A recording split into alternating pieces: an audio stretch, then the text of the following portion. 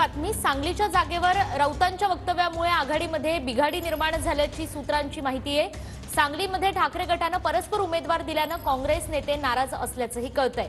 निवडून येण्याची ताकद नसलेल्या जागा घेऊन काय साध्य करायचंय असा संतप्त सवाल राज्यातील काँग्रेस नेत्यांनी उपस्थित केला आहे आणि काँग्रेसचे नेते आता या संदर्भात पक्षश्रेष्ठींकडे तक्रार करण्याचीही शक्यता आहे। योगेश बोरसे आपले प्रतिनिधी आपल्याला या संदर्भात अधिक तपशीलवार माहिती देतील। योगेश,